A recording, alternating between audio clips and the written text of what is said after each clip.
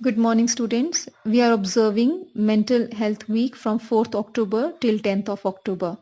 On this occasion, I would like to discuss with you some ways to have sound mental health. Okay. So first one is develop a good opinion of yourself. It is very important to respect yourself. अगर हम अपने आप को दूसरों के साथ compare करते रहेंगे तो हम कभी खुश नहीं रह पाएंगे। अच्छी साउंड मेंटल हेल्थ के लिए बहुत ज़रूरी है कि हम अपने बारे में अच्छा फील करें और अच्छा ओपिनियन रखें, पॉजिटिव ओपिनियन रखें। And we should respect ourselves. अगर हम अपनी इज्जत नहीं करेंगे, अपने आप को पसंद नहीं करेंगे और अपने आप को कंपेयर करते रहेंगे दूसरों के साथ, तो हम कभी भी we will never have good sound mental health. Second is कि अगर हमें स्ट्रेस फील हो रहा है या सैड दुखी फील हो रहा है, तो it is very instead of feeling sad all the time, हमें ये जानने की कोशिश करनी चाहिए कि ऐसा हम क्यों फील कर रहे हैं, क्या रीज़न है कि हम सैड फील कर रहे हैं, और फिर उसका सोल्यूशन ढूंढने की कोशिश करनी चाहिए, ways to deal with it. Third is get enough sleep. कुछ बच्चे हैं जो रात को 12-1 बजे तक सोचते रहते हैं, अननेसेसरी थॉट्स आपके ब्रेन में माइंड में आते हैं, आप सोते लेट हैं। ये चीज़ अच्छी नहीं है, इसकी वजह से आपके जो मेंटल हेल्थ है वो बैडली अफेक्ट होती है। सो मेक श्योर कि आप सभी 9:30 PM तक सो जाएं, 10 PM तक सो जाएं, because if you have sound sleep then you can have sound mental health. Next is have good relationship with people around you. घर में पेरेंट्स, स्कूल में फ्रेंड्स एंड टीचर्स और नेबरहुड कम्युनिटी रिलेटिव्स, सबके साथ एक पॉजिटिव सा relationship बना के रखें, एक फ्रेंडली सा एटमोसफियर क्रिएट करें। अगर हम किसी के लिए बिटर फीलिंग्स अपने मन में रखते हैं तो ये हमें हार्म देती है, सामने वाले को हार्म नहीं करती, हमारा अपना पीस ऑफ माइंड खत्म होता है। So it is very important कि हम किसी के लिए भी बिटर फीलिंग्स अपने अंदर ना रखें। फिफ्थ इज कि आपको अपने इमोशंस को मैनेज करना आना चाहिए। कभी आपको किसी चीज के ऊपर गुस्सा हो तो इमीडिएट रिएक्शन नहीं देते हैं, अपने इमोशंस को कंट्रोल करते हैं, पहले एनालाइज करते हैं, ऑब्जर्व करते हैं सिचुएशन को, फिर अपना रिएक्शन देते हैं। Next is your responsibility. छोटी छोटी रिस्पॉन्सिबिलिटी लीजिए, जैसे कि अपनी यूनिफॉर्म खुद धोना, खुद प्रेस करना, अपना लंच ब्रेकफास्ट किचन से खुद लेके आना, अपनी जो प्लेट है उसको खुद किचन में जाके रखना। छोटे छोटे, जैसे अगर कुछ बच्चे हैं जब उनकी डेली ड्यूटी होती है, जब मिल्क मैन आता है तो इमीडिएटली जाके वो रिसीव करते हैं मिल्क को। सो ये छोटी छोटी रिस्पॉन्सिबिलिटी, अपनी रिस्पॉन्सिबिलिटी जब आप लेना शुरू करते हैं, then you start taking responsibility of others also. इससे आपकी सेल्फ एस्टीम बढ़ती है और आप डिसिप्लिन्ड होते हैं और ज़्यादा रिस्पॉन्सिबल सिटीजन बनते हैं। Next is keep a diary.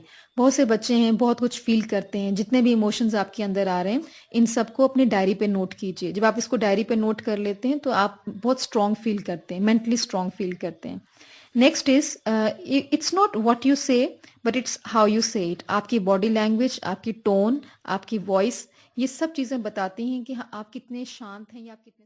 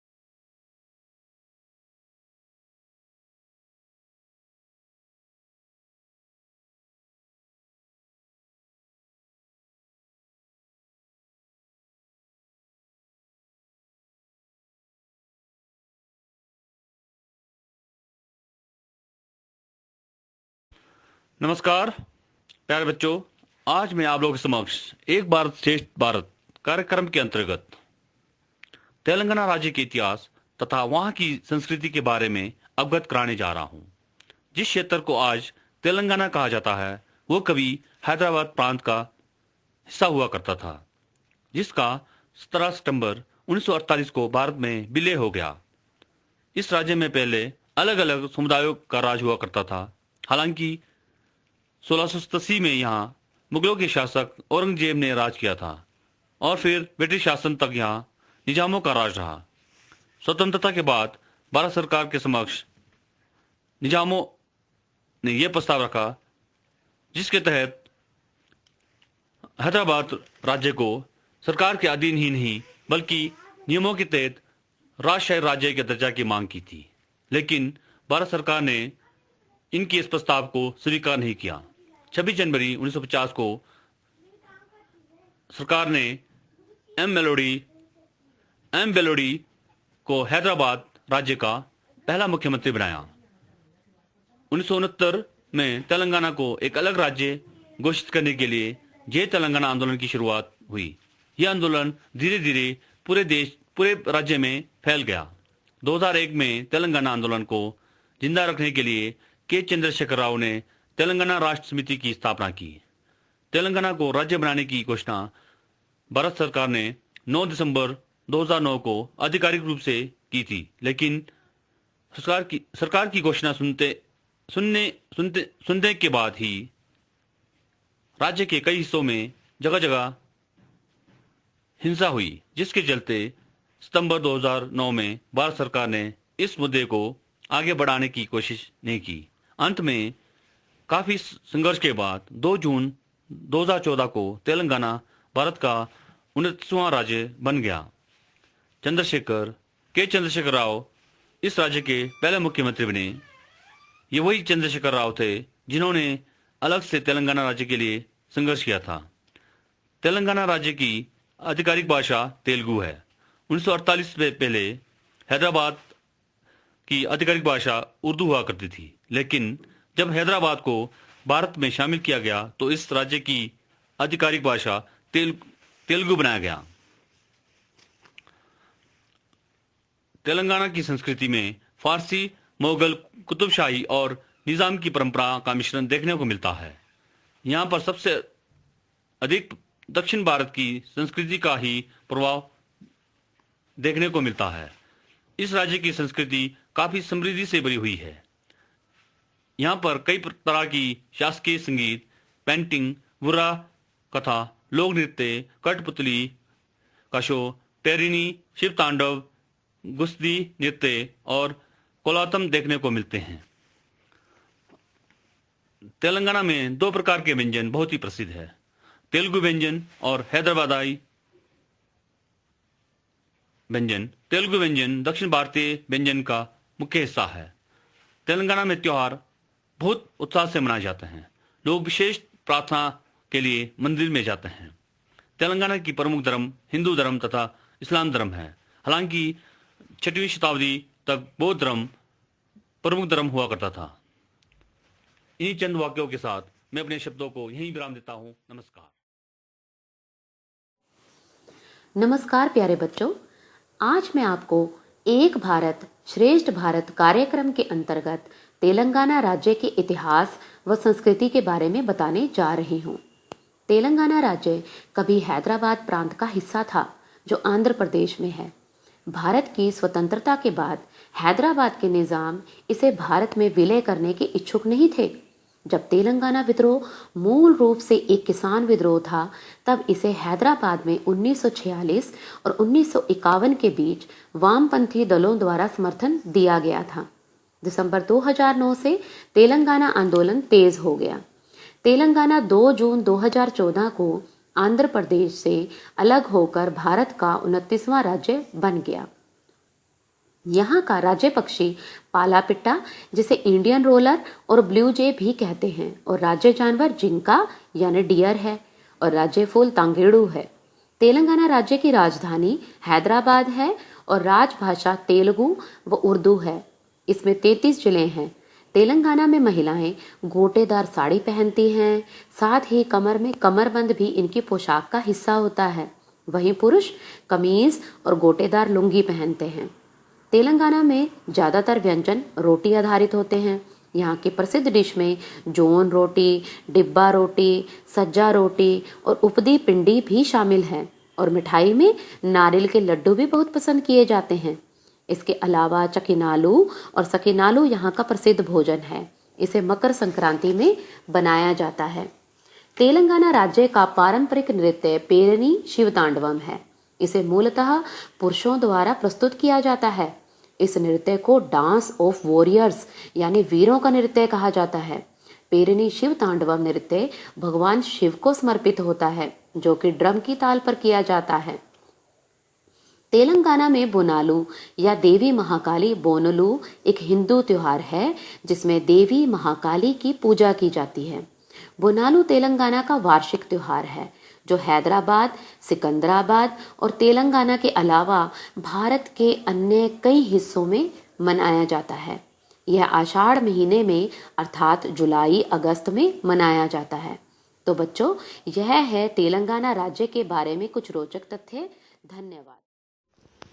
Good morning everyone. I am Rhythm of class 12th B. I want to share the history of Telangana.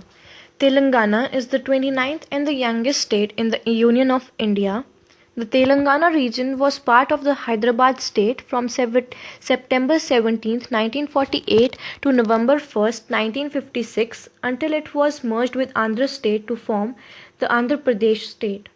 It is said that both the name Telangana as well as the language has come from the words Trilinga or Trilinga Desa, which means the country of three lingas. Megalithic stone structures like Khans, cists found in several districts of Telangana. Nizam's government had done tremendous work in discovering the traces of prehistorical human habitations in Telangana. On 17 September 1948, the Indian government conducted a military operation called Operation Polo to bring Hyderabad state into the Indian Union. After 4 years of peaceful and impactful protests, the UPA government started the statehood process in July 2013 and conducted the process by passing the statehood bill in both houses of parliament in February 2014. Under the United Progressive Alliance, decided to bifurcate the existing Andhra Pradesh state, and on 7 February 2014, the Union Cabinet unilaterally cleared the bill for the creation of Telangana. On 2nd June 2014, Telangana was created. Some interesting facts about Telangana. Number 1, the state has focus on the fields of informational technology and biotechnology. Number 2, Telangana is one of the top IT exporting states of India. There are 68 special economic zones in the state. Number 3, Charminar, built in 1591, situated on the east bank of Musi River. Number 4, Golconda Fort is also known for its indigenous water supply system. Number 5, Kuntala waterfall of Adilabad district is the highest in state. Number 6, several major manufacturing and services industries are in operation mainly around Hyderabad. Automobiles and auto components, spices, mines and minerals, textiles and apparels, pharmaceutical, horticulture and poultry farming are the main industries of Telangana.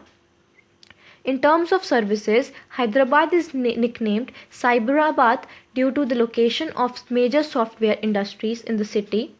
Some quick facts. Date of formation 2 June 2014. Capital Hyderabad. State borders Maharashtra, Chhattisgarh, Andhra Pradesh, Karnataka. Number of districts 33. State bird Palapita, also known Indian roller or blue jay. State animal Jinka, deer. Rivers Godavari, Musi, Krishna, Manjira. Languages Telugu, Urdu, English. Good evening. My name is Reed. I study in 10th class. Today I am here to express my views on topic Telangana. Telangana is a state in southern India. It became the 29th state of India on 2nd June 2014. Before that, it was a part of Andhra Pradesh. Telangana is situated largely in an upland region of the Deccan. Much of its surface area is occupied by the Telangana Plateau in the north and Golconda Plateau in the south. It has a population of 39.12 million as per the 2017 census. The Dravidian language Telugu is the official and most widely spoken language in the state. Its capital is Hyderabad. Being the largest city, Hyderabad was built by Quli Qutub Shah 400 years back on the banks of river Musi with the Charminar at its center. The rivers flowing through the state are Krishna, Godavari, Bhima, Manjira, Musi and Paleru. Hyderabad is the cultural heart of Telangana and is home to numerous museums, religious edifices, and cultural venues. The city is also renowned for its many parks and green spaces, which include one of India's best known zoos.